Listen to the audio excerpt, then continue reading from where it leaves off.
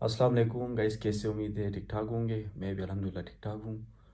और इस वीडियो को बनाने का मकसद ये था कि काफ़ी स्टूडेंट्स क्वेश्चन कर रहे हैं कि कुछ यूनिवर्सिटीज़ की तरफ से ईमेल्स आई हैं कि अपोस्टाइल वाले डॉक्यूमेंट सेंड करें, या मतलब सारे दोबारा डॉक्यूमेंट सारे मांग रहे हैं। कुछ को अभी तक कोई ईमेल नहीं आई, और अपोस्टाइल के हवाले से काफ़ी स्टूडेंट्स कंफ्यूज है। तो इस टाइप के सारे क्वेश्चंस को इंशाल्लाह इस वीडियो में कवर करेंगे, और आपने बस वीडियो एंड तक देखनी और मिस नहीं करना। फिर आप वहीं कुछ सेम क्वेश्चन मुझे इंस्टा में पूछ रहे होते हो। तो चलिए वीडियो स्टार्ट करते हैं।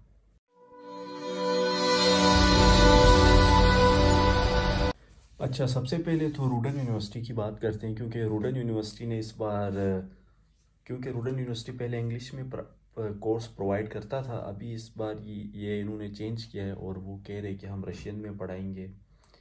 तो जिन्होंने फर्स्ट प्रायोरिटी पे रूडन यूनिवर्सिटी रखी थी उनके साथ तो ये प्रैंक हो गया है।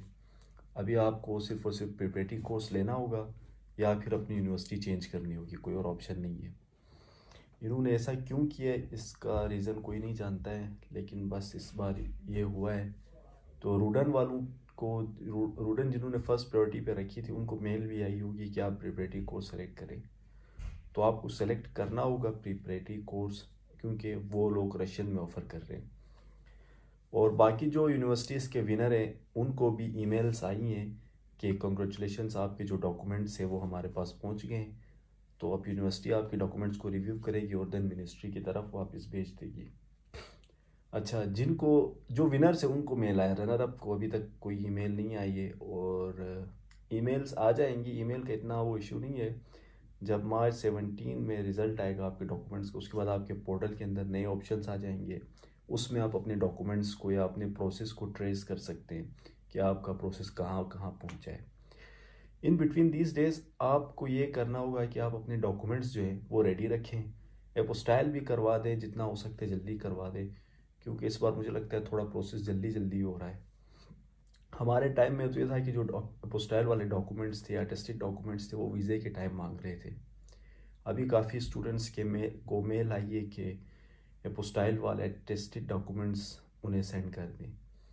तो जितना जल्दी हो सकता है आप लोग करवा दें। हाँ, कुछ स्टूडेंट्स को फिर ये मेल आई है कि 11 मार्च तक आपने डॉक्यूमेंट सबमिट करवाने हैं।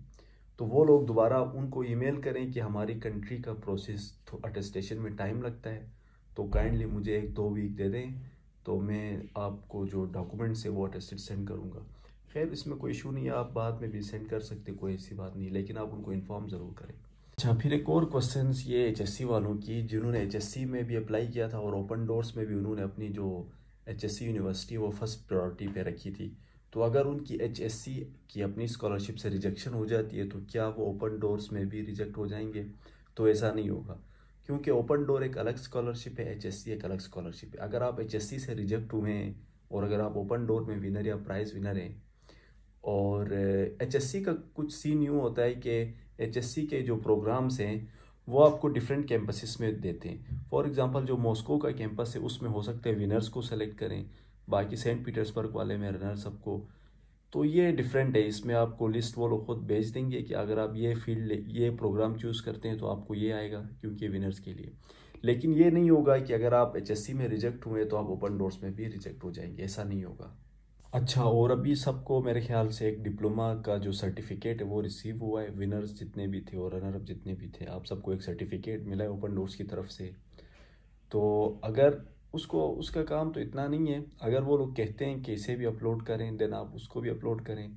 अगर उसके बारे में कुछ कहा नहीं है तो आप सिंपली उसको डाउनलोड करके सेव करके रखें अपने पास, क्योंकि ओपन डोर्स की जो स्कॉलरशिप है ना वो 2 साल के लिए वैलिड होती है, आप अगले साल भी अप्लाई कर सकते हैं।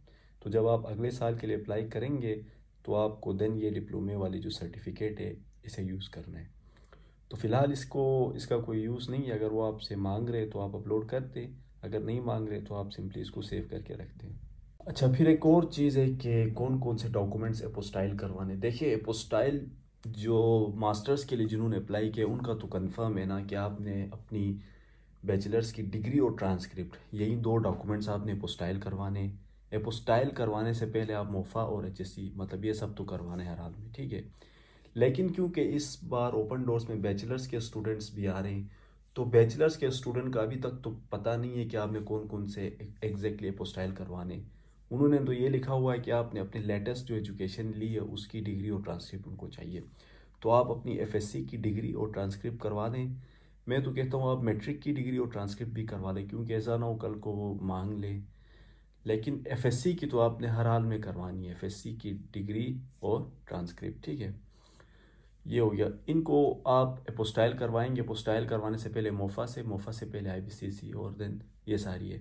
बाकी आपने पुलिस क्लियरेंस सर्टिफिकेट आईबीसीसी से नहीं करवानी, पासपोर्ट वगैरह भी नहीं करवाना, और कुछ भी नहीं। पुलिस क्लियरेंस आपने मोफा से ज़रूर अटेस्ट करवाना है, और आपकी जो मेडिकल सर्टिफिकेट है वो भी मोफा से अटेस्ट करवानी है। अच्छा, ये हो गया अटेस्टेशन का। बाकी अभी भी काफ़ी स्टूडेंट्स कंफ्यूज है कि स्टाइपेंड कितना मिलेगा। भाई स्टाइपेंड आपने माइंड में रखना ही नहीं है कि स्टाइपेंड नहीं मिलता आपको ओपन डोर्स में, क्योंकि जो मिलता है वो आपने रेंट पे करनी है हॉस्टल की। तो स्टाइपेंड आप अपने जहन से निकाल लें।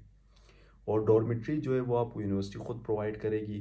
कुछ यूनिवर्सिटीज़ का ये होता है कि आपको मतलब ऑन अराइवल मिलता है, बाकी कुछ पहले ही अलॉट हो जाते हैं। जब आपका वीज़ा नंबर आ जाता है तो आपका को जो कोऑर्डिनेटर है वो आपको रूम मतलब हॉस्टल सब कुछ अलॉट कर देता है। और अगर फिर भी आपको कोई चीज़ समझ में नहीं आ रही है, कोई इशू है, तो आप मुझे इंस्टा में पूछें, मैं इंशाल्लाह आपको ज़रूर आंसर करूँगा। तो इंशाल्लाह नेक्स्ट वीडियो में मिलते हैं, तब तक अपना ख्याल रखिए, दुआ में याद रखिए। अल्लाह हाफिज़।